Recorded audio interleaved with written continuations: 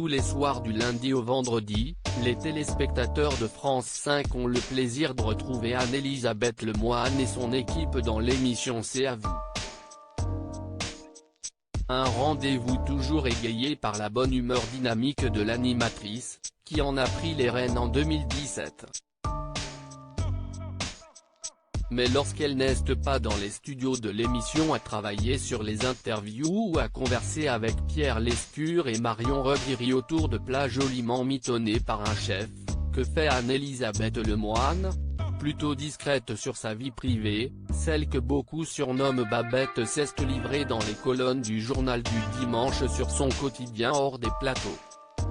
Mariée à un architecte et mère de 2 enfants, un fils de 17 ans et un autre de 7 ans, l'animatrice confie avoir la charge d'une bonne partie de l'organisation familiale. Les courses, les rendez-vous chez l'orthophoniste, les charges à payer. Si est chaud. Comme des millions de femmes qui travaillent, j'ai l'impression que tout l'orchestre repose sur mes épaules, confie Anne-Elisabeth Lemoine avant d'ajouter, quoi qu'on en dise, la charge mentale revient encore essentiellement aux femmes. Comme l'indique le JDD, si est bien son mari qui s'occupe des devoirs du plus jeune dès lors qu'il rentre du travail, mais pour tout le reste, si est Babette à la manœuvre. À peine le direct de C'est à vous terminé, aux alentours de 20h20, l'animatrice saute sur son vélo pour rejoindre son logement, situé dans le 15e arrondissement de Paris. Il est déjà l'heure de coucher le petit dernier, à qui elle lit une histoire en arrivant, avant de rejoindre le mari et le fils aîné pour le repas du soir.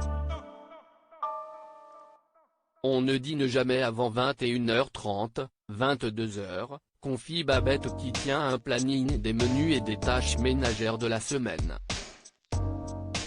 Le lendemain, ce sera rebelote. Anne-Elisabeth Lemoine, issue d'une famille nombreuse heureuse avec sa petite meute à la maison, Anne-Elisabeth Lemoine accorde une grande importance à la famille.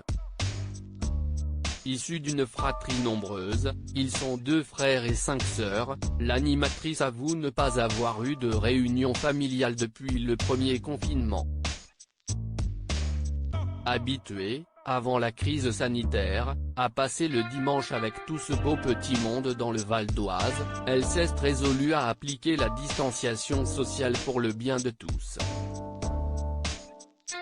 Si est un crève-cœur, mais il me faut moi aussi respecter les conseils que l'on donne chaque soir à la télévision, explique Babette avant d'ajouter, chez nous, en comptant les parents, les conjoints, les enfants et les petits-enfants, on évite une 30aine. Ça s'appelle un cluster.